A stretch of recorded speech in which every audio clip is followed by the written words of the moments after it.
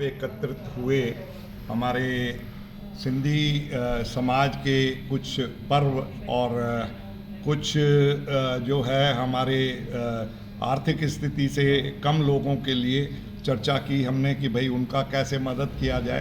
पर्व हमारे जो थे, आने वाले पर्व जो थे, एक तो हमारा जो खास बड़ा नए साल की तरह और दिवाली की तरह मनाया जाता है वो झूलेलाल का चेटी चंड के बारे विषय में हमने आज चर्चा की।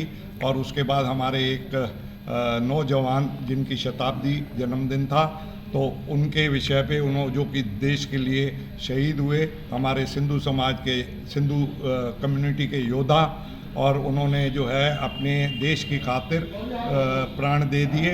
हेमू कलानी जी का जो है वो भी 23 तारीख को है, लेकिन हम लोग 25 तारीख को उसको मनाने वाले हैं।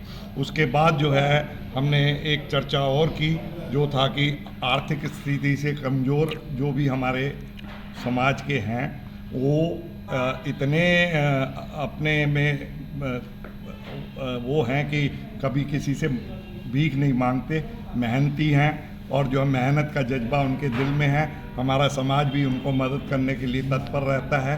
तो हमने एक कार्यक्रम डॉक्टर संगीता जी को, जो नारी शक्ति फाउंडेशन से यहाँ पे आई थी, उन्होंने थोड़ा ब्रीफ किया।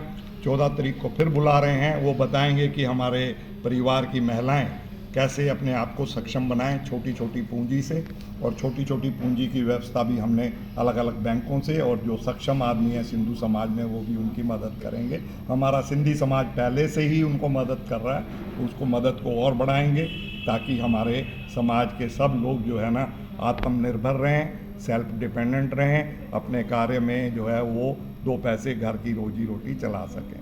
धन्यवाद। आगामी 14 मार्च का क्या प्रोग्राम है? आगामी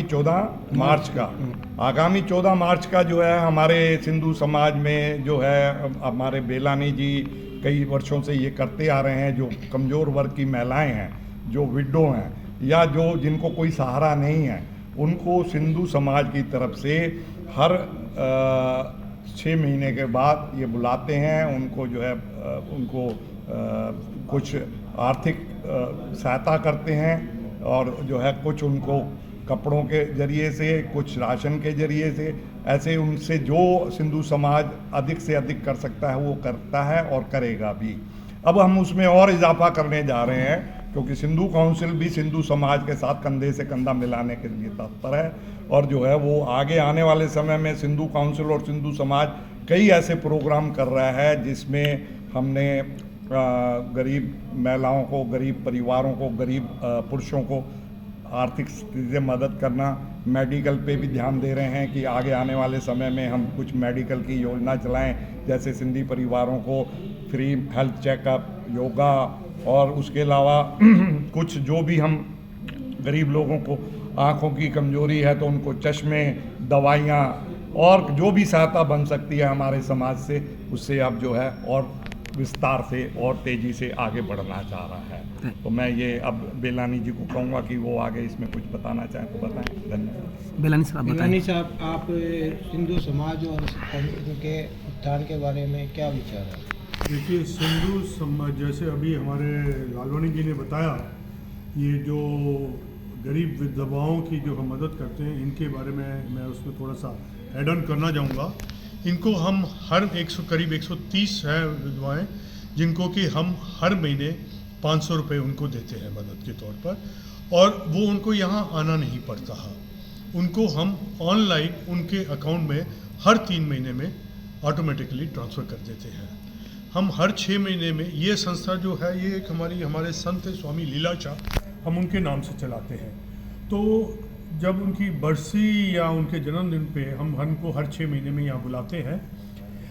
उसका बुलाने का पर्पज़ एक तो है कि हम देखना चाहते हैं कि सब ठीक ठाक है, अगर है नहीं है कोई दिक्कत तो नहीं है, तो वो यहाँ आती हैं। तो उनको हमने अपने कार्ड इशू करे हुए हैं, फिर उनको उस दिन हम सबको खाना खिलाते हैं।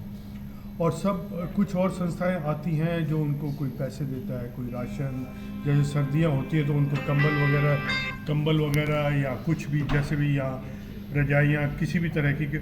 और जो हमारे लोगों को कहते हैं, जो आपके घर में कपड़े पड़े हैं जो आप इस्तेमाल नहीं करते हैं, वो भी यहाँ दे जाते हैं, हम वो भी उनको देते हैं कि आपको जो चाहिए आप उठा के ले जाओ यहाँ से, जो जो कपड़े चाहिए। और फिर जो औरतें नहीं आ पाती जो कि बेड रिडन है, उनको फिर हम व्हाट्सएप पे उनसे बात करते हैं वीडियो से एक बारी, तो ताकि कोई, हमारा पर्पज़ ये होता है कि गलत जगह पैसा ना जाए। तो क्योंकि अगर गलत जगह जाए, उसी जगह किसी ठीक ठाक जो ज़रूरतमंद है उसको जाना चाहिए। उसके अलावा हम उनकी बच्चियों की शादियों में मदद करते हैं, उनकी बच्चियों की पढ़ाइयों में मदद करते हैं, उनकी मेडिकल कोई प्रॉब्लम होती है उसमें भी हम लोग उसमें उनको मदद करते हैं। अब जैसे लालवानी जी ने बताया, सिंधी काउंसिल ऑफ इंडिया की मदद से अब और कवच की मदद से अब हम उनके लिए कोशिश रहेगी कि कुछ वो अपना रोज़गार कर सके, कुछ कर सके, तो उसके लिए भी हम आगे करेंगे। ये है हमारा उसे। आइए अब वाइस प्रेसिडेंट साहब से भी हमारे- उनके विचार जाने कि समाज के प्रति वो क्या उत्थान के लिए कर रहे थे। जन हुआ तो हम यहाँ पर कुछ नहीं ले आए, सिंधी खाली हाथ आए, अपना सिंधी नाम ले आए यहाँ पर साथ में। उन्होंने यहाँ पर आके मदद करी, अपनी मेहनत करी और अपने यहाँ व्यवसाय बनाया, पढ़े लिखे, जॉब्स करी। हमको गवर्नमेंट की तरफ से कोई हेल्प नहीं मिली। हमारी जो विधवाएं हैं, हमारी जो वो है, उनको मदद चाहिए। जो हमारा संस्था है वो तत्पर है उनको हेल्प करने के लिए। अब 14 तारीख को कर रही है हेल्प, उसमें भी काफ़ी आएंगे। और आपको जैसे बिलानी साहब ने बताया कि उनको भी हम यहाँ से उनको लोन्स भी देंगे, तो और राशन भी देंगे, सब कुछ देंगे। हम सिंधी आपस में ही मिलके हम यूथ विंग को भी खड़ा कर रहे हैं, तो यूथ विंग भी आए जो कि ज़्यादा एफिशिएंट होगी काम करने में, वो काम करके वो हमारे सिंधियों को आगे बढ़ाए। हम सिंधियों को नहीं, हम और कम्युनिटीज़ को भी आगे बढ़ाने की सोच रहे हैं। वो केवल एक वहीं तक नहीं है। तो हम चाहते हैं कि बाकी भी लोग हमें मदद करें, हमें पॉलिटिकली हेल्प मिले। हमारे को पॉलिटिकल हेल्प नहीं है, तो पॉलिटिकल हेल्प मिले, हमें पॉलिटिकल सीटें मिले कि हम आगे बढ़ जाएँ। बहुत अच्छे विचार है आपके, हाँ और जी। भगवान आपको कामयाबी दे और इतना नेक काम कर रहे हैं उसके लिए हमारी शुभकामनाएं।